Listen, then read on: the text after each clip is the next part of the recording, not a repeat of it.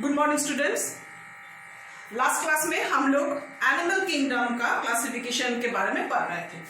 तो animal kingdom हम लोग देखे थे कि पहले दो डिवीजन हुआ था, एक इनवर्टिब्रेट्स एक वर्टिब्रेट्स।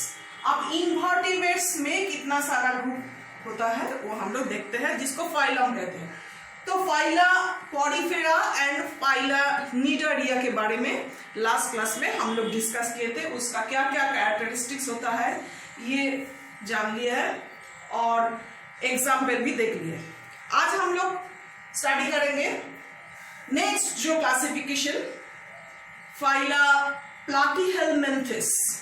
प्लाटीहेलमिन्थिस, प्लाटीज इसका मतलब है फ्लैट और हेलमिन, हेलमिन्स का मतलब है वॉर्म, मतलब केंचुआ। तो जो केंचुआ होते हैं हम लोग को आसपास में, उसमें से कुछ देखिएगा फ्लैट टाइप का होता है, या तो लीफ के तरह मतलब पत्ते की तरह, नहीं तो रिबन की तरह ऐसे फ्लैट होते हैं। वो सब केंचुआ जो है वो इस ग्रुप में आते हैं। तो उसके कैरेक्टरिस्टिक्स के बारे में क्या क्या लिखे हैं थोड़ा सा डिस्कस कर ले। पहले देखते हैं number 1 point, body is thin soft, पतला सा होते हैं, थीन बहुत पतला सा, सॉफ्ट होता है नरम, क्योंकि इन सब ग्रुप में तो वर्टिब्रेट्स नहीं है, वर्टिब्रा नहीं है, कोई भी स्केलेटन नहीं है इसका, इसीलिए बॉडी बहुत ही सॉफ्ट होता है और लीफ लाइक या रिबन लाइक होते हैं। नेक्स्ट है दे आर ट्राइप्लोब्लास्टिक, ट्रिप्लोब्लास्टिक या ट्राइप्लोब्लास्टिक कुछ भी कह सकते हो। ये एनिमल्स ऐसा है, मतलब कि इसका जो बॉडी में जो कि ऊपर वाला जो कवरिंग है वो कवरिंग में 3 लेयर होते हैं, इसको कहते हैं ट्रिप्लोब्लास्टिक या ट्राइप्लोब्लास्टिक।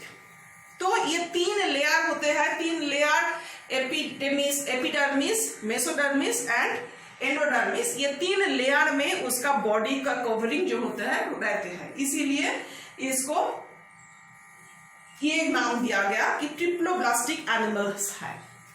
और इसके बॉडी में कोई कैविटी नहीं है, कैविटी जैसे कि इसके पहले वाला जो निडारिया में हम लोग देखे थे कि उसका एक बॉडी कैविटी होता था, लेकिन इसमें ऐसा कोई कैविटी नहीं है, इसीलिए इसको एक्वेलोमेट भी कहते हैं। एक्वेलोमेट एंड कोएलोमेट, इसको हम लोग देखे थे कोएलेंटेरा कहते थे, क्योंकि इसका बॉडी में कैविटी रहता था, और इसका बॉडी में जैसे कोई कैविटी नहीं रहते हैं, इसको कहते हैं एक्वेलोमेट एनिमल्स। ठीक है, अभी देखिए इसका डाइजेस्टिव करने के लिए एक कैविटी होता है जिसके अंदर ओनली माउथ रहता है, कोई एनस नहीं रहता है। ऐसा ग्रुप में एनिमल्स ऐसे ही दिखाई देता है। और इसके बॉडी में एक साकार रहते हैं, मतलब किसी के ऊपर चिपकने वाला साकार या हुक, जिसे वो दूसरे बॉडी के ऊपर, दूसरी कोई एनिमल्स बॉडी के ऊपर या अंदर में कोई ऑर्गन्स के ऊपर चिपक सकते हैं। उसके ऊपर चिपकने के लिए ऐसा एक साकार या हुक्स इसके बॉडी में दिखाई देते हैं। नेक्स्ट है इसका कोई और अदर सिस्टम जो है, या तो सर्कुलेटरी सिस्टम या रेस्पिरेटरी सिस्टम, ये सब अलग से कोई भी सिस्टम नहीं है, लेकिन इसका बॉडी में male reproductive organs and female reproductive organs दोनों ही रहता है। ऐसा अगर दोनों रहते हैं तो इसको कहते हैं हार्माफ्रोडाइट, हार्माफ्रोडाइट कहते हैं। हार्माफ्रोडाइट एनिमल्स मतलब जिसकी बॉडी में males reproductive system and female reproductive system एक साथ मौजूद रहते हैं। ठीक है, अब इसका एग्जांपल देख लीजिएगा, फ्लैट वर्म या लीवर फ्लूक।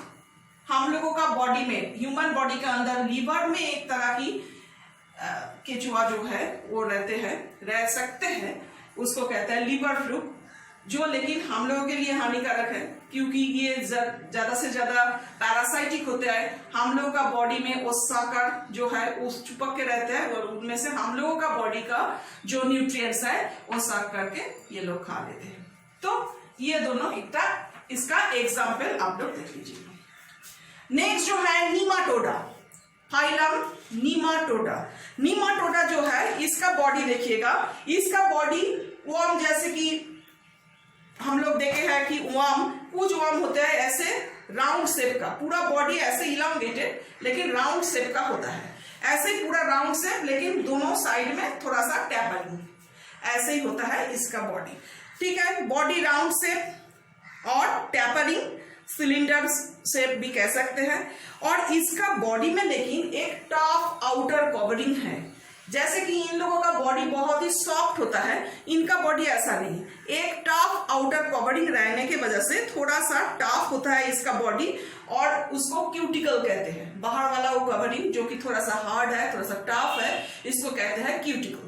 तो क्यूटिकल से इसका बॉडी कवर है, लेकिन कोई सिलिया नहीं है।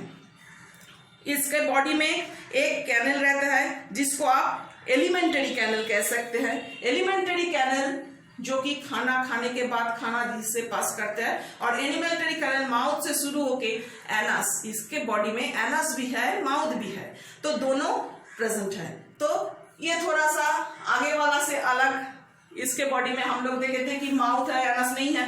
इसके बॉडी में माउथ भी है, एनस भी है, एलिमेंटरी कैनल एक ठीक ठाक से है, और इसका एक फेरिंग्स होता है, गले जैसे चीज जो कि मस्कुलर एक फेरिंग्स इसकी बॉडी में प्रेजेंट है। लेकिन इसका और भी एक डिफरेंट कैरेक्टर है जो कि इसमें नहीं था, वो है मेल एंड फीमेल अलग अलग होते हैं। ठीक है, अलग मेल एंड अलग फीमेल ऑर्गेनिज्म रहता है इसका। और इसका ज्यादा से ज्यादा इसमें जो एनिमल्स आता है ये भी पैरासाइटिक होता है। पैरासाइटिक मतलब हम किसी भी बॉडी के ऊपर ये चिपक के रहते हैं और उसकी बॉडी से न्यूट्रिएंट्स साफ करके अपना न्यूट्रिएंट्स पूरा कर लेते हैं। लेकिन कुछ है जो अपना फ्री रह सकते हैं। ठीक है, इसका एग्जाम्पल देख लीजिएगा। एग्जाम्पल है एस्करिस या टेपवर्म एंड एंटेरोबिवस।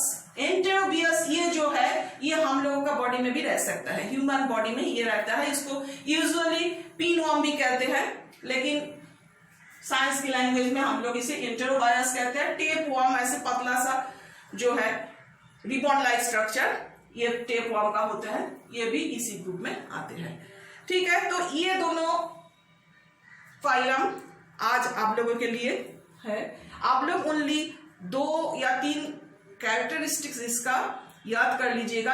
हम सारा का सारा कैरेक्टरिस्टिक्स आप लोगों को डिस्कस करके समझा रहे हैं। आप लोगों की मर्जी से आप लोग कोई भी कैरेक्टरिस्टिक्स चूज कर सकते हैं जो आप लोगों को आसान लगेगा, लेकिन वो ऐसा होना चाहिए जो इन लोगों के लिए स्पेशल है। ठीक है, एक एक ग्रुप में एक एक स्पेशल कैरेक्टरिस्टिक्स रहता है जो दूसरा ग्रुप में नहीं है। वही कैरेक्टरिस्टिक्स आप लोग याद करने का कोशिश कीजिए, और ऑफ कोर्स 1-2 करके एग्जाम्पल। ओके, नेक्स्ट क्लास में फिर मिलेंगे दूसरा फाइलम के साथ। Good bye.